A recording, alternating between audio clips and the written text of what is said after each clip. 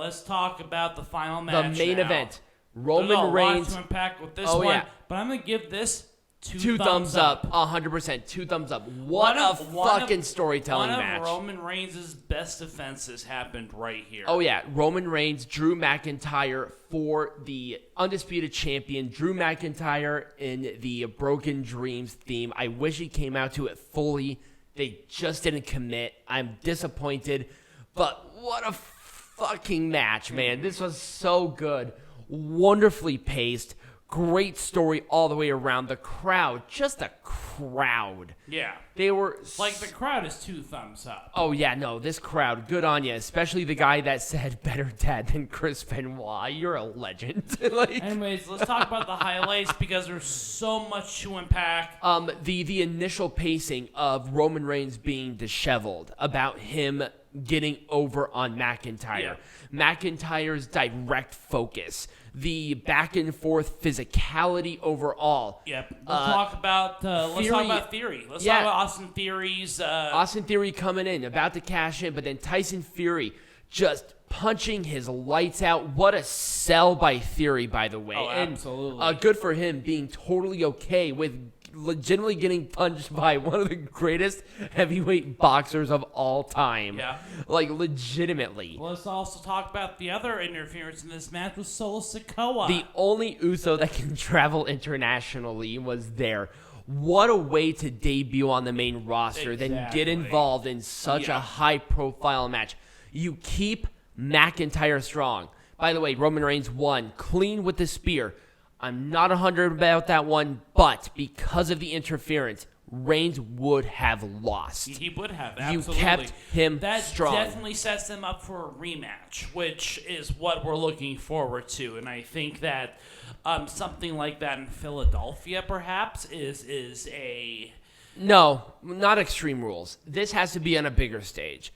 Reigns has to lose this in one of the big 4. I'm sorry. Well, of course he has to lose, but they're definitely setting it up for a rematch at Extreme Rules because you know that Paul Heyman wants to be extra involved in a match like this. But do you think that McIntyre is going to win this? Number one, no, McIntyre's not going to win this. That would be a mistake. No, it wouldn't. Yes, it would. It would 100% be a mistake. They're going to have him lose.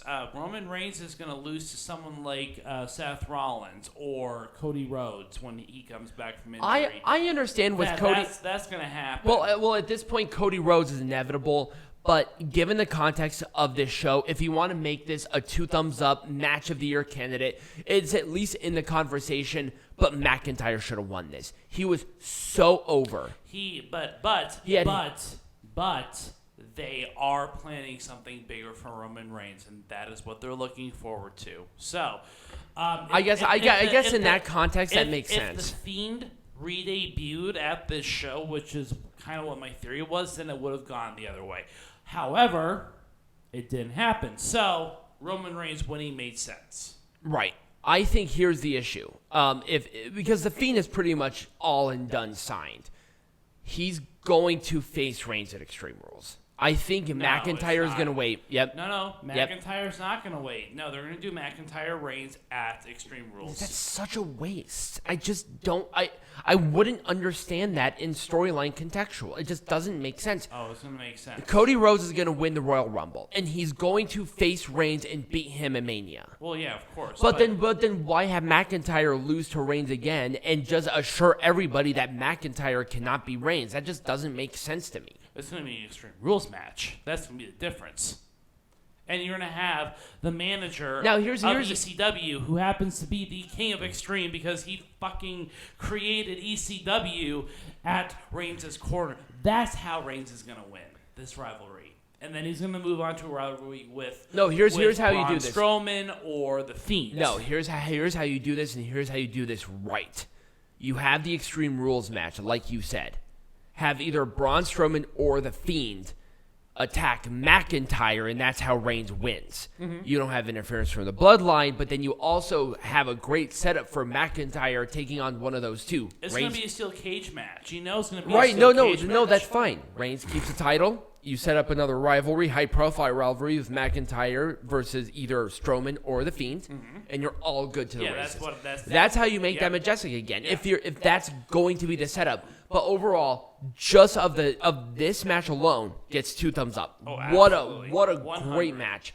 I mean, I think you're right. This was probably one of Reigns' best retains ever. Absolutely. 100%. So, when we come back, Peanut Gallery, what are we talking about? We're going to talk about the pros and cons. Notice how I said cons of having a professional wrestling legend of sorts take over AEW Creative, because we're going to talk about that.